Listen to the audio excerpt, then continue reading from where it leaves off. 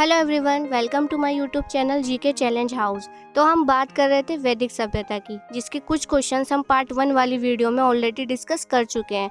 अगर आपने वो वीडियो नहीं देखी है तो आप वो वीडियो भी ज़रूर देख लीजिएगा।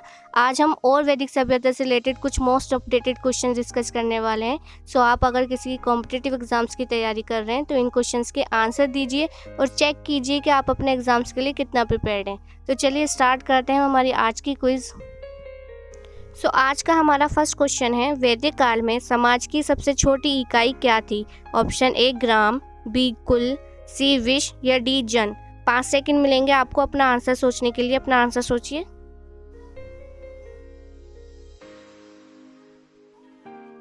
Right answer is option B कुल यानी परिवार। वैदिक काल में समाज की सबसे छोटी इकाई परिवार या कुल थी, जिसका मुखिया पिता होता था, जिसे कुलप कहा जाता था। तो चलिए वैदिक काल में आर्यों की प्रशासनिक इकाई के बारे में जानने की कोशिश करते हैं। आर्यों की प्रशासनिक इकाई आरोही क्रम में इन 5 भागों में बटी हुई थी।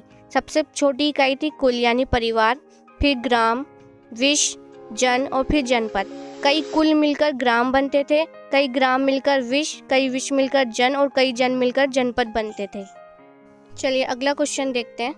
आर्यों द्वारा विकसित सभ्यता कैसी सभ्यता थी? ऑप्शन ए शहरी सभ्यता, बी नगरीय सभ्यता, सी ग्रामीण सभ्यता या डी विकसित सभ्यता। 5 सेकंड है आपके पास, अपना आंसर सोचिए।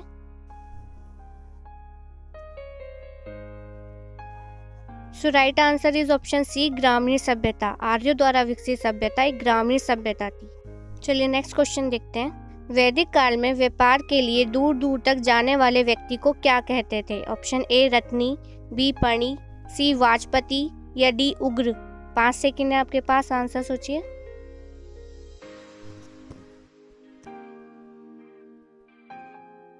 इसका राइट आंसर है ऑप्शन बी पर्णी। चलिए जानने की कोशिश करते हैं इसके बारे में। रत्नी किसे कहा जाता था? सूत, रत्कार या कम्मादी नामक अधिकारी रत्नी कहे जाते थे। इनकी संख्या राजा सहित करीब 12 हुआ करती थी। पर्णी व्यापार के लिए दूर दूर तक जाने वाले व्यक्ति को कहते थे। वाजपति गोचर भूमि का अधिकारी होता था और उग्र अपराधियों को पकड़ने का कार्य करता था। तो इस तरह से वैदिक काल में अलग अलग कार्य करने वाले व्यक्तियों को अलग अलग नाम दिए गए थे। अगला क्वेश्चन देखते हैं। आर्यों की भाषा क्या थी? Option A Sanskrit, B Hindi, C Pali या डी फारसी। 5 सेकंड आपके पास, आंसर सोचिए। Right answer is option A Sanskrit. आर्यों की भाषा संस्कृत थी। चलिए अगला क्वेश्चन देखते हैं। आर्यों का मुख्य पेय पदार्थ क्या था? ऑप्शन ए दूध, बी सोमरस, सी कहवा या डी चाय। 5 सेकंड है आपके पास, आंसर सोचिए।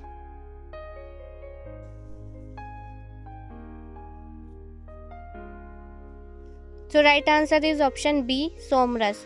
आर्यों का मुख्य पेय पदार्थ सोमरस था। ये वनस्पति से बनाया जाता था। चलिए अगला क्वेश्चन देखते हैं। आर्यों के मनोरंजन के साधन कौन कौन से थे? ऑप्शन ए रथ दौड़, घुड़दौड़, बी आखेट यानी कि शिकार और संगीत, सी चौपड़ या जुआ या डी उपरोक्त सभी। आंसर दीजिए अपना।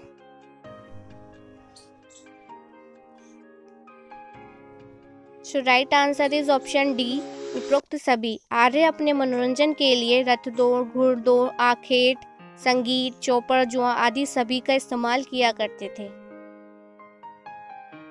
अगला क्वेश्चन है, भारतीय संगीत का आदि ग्रंथ किसे कहा जाता है? ऑप्शन ए ऋग्वेद, बी उपनिषद, सी यजुर्वेद या डी सामवेद। 5 सेकंड आपके पास, अपना आंसर दीजिए।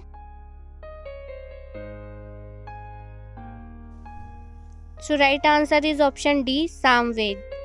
संसार भर में सबसे प्राचीन संगीत सामवेद में मिलता है, इसलिए सामवेद को भारतीय संगीत का आदि ग्रंथ कहा जाता है। उस समय स्वर को यम कहते थे। चलिए अगला क्वेश्चन देखते हैं। किस वेद में जादुई माया यानी कि जादू टोना और वशीकरण का वर्णन है? Option A Rigveda, B Yajurveda, C Samaveda या डी अथर्ववेद। 5 सेकंड है आपके पास, आंसर सोचिए।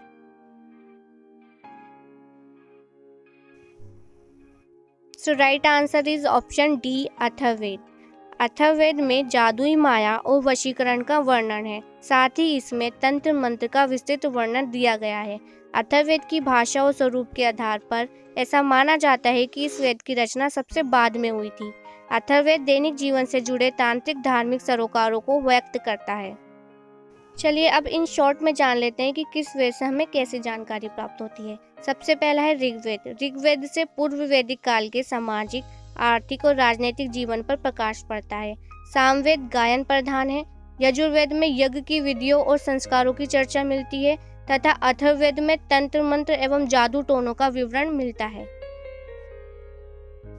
चलिए अगला क्वेश्चन देखते हैं। अगला क्वेश्चन क्या है? कपिल मुनि द्वारा प्रतिपादित दार्शनिक प्रणाली क्या है? ऑप्शन ए पूर्व मीमांसा, बी सांख्य दर्शन, सी न्याय दर्शन या डी उत्तर मीमांसा। 5 सेकंड है आपके पास, आंसर सोचिए।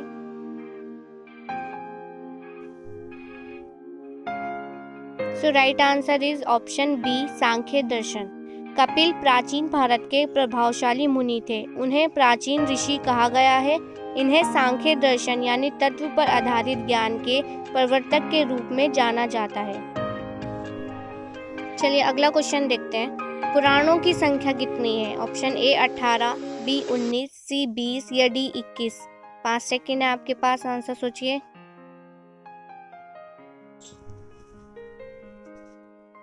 So right answer is option A 18। कुल पुराणों की संख्या 18 है। 18 पुराणों में अलग अलग देवी देवताओं को केंद्र मानकर पाप और पुण्य, धर्म और अधर्म, कर्म और अकर्म की गाथाएं कही गई हैं। कुछ पुराणों में सृष्टि के आरंभ से अंत तक का विवरण किया गया है। इनमें हिंदू देवी देवताओं का और पौराणिक मिथकों का बहुत अच्छा वर्णन है।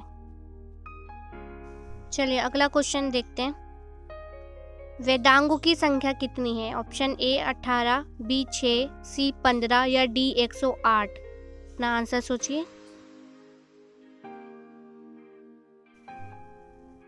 सो right answer is option B 6। चलिए जानते हैं इसके बारे में थोड़ा सा।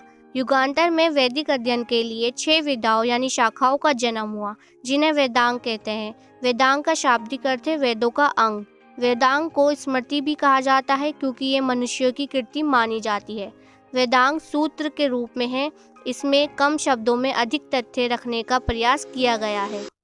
चलिए अब 6 वेदांगों के नाम जान लेते हैं। पहला है शिक्षा यानी कि स्वर ज्ञान। दूसरा है कल्प यानी कि धार्मिक रीति एवं पद्धति। तीसरा है निरुक्त यानी कि शब्द व्युत्पत्ति शास्त्र। चौथा है व्याकरण। पांचवा है छंद यानी कि छंद शास्त्र और छठा है ज्योतिष यानी कि खगोल विज्ञान। अब वेदांग से रिलेटेड कोई भी क्वेश्चन आपके एग्जाम्स में आता है तो आप डेफिनेटली बता पाएंगे। हमारा अगला क्वेश्चन है, दशराग्य युद्ध का उल्लेख ऋग्वेद के किस मंडल में है? ऑप्शन ए 7वें मंडल में, बी 8वें मंडल में, सी 9वें मंडल में या डी 10वें मंडल में। 5 सेकंड है आपके पास, अपना आंसर सोचिए।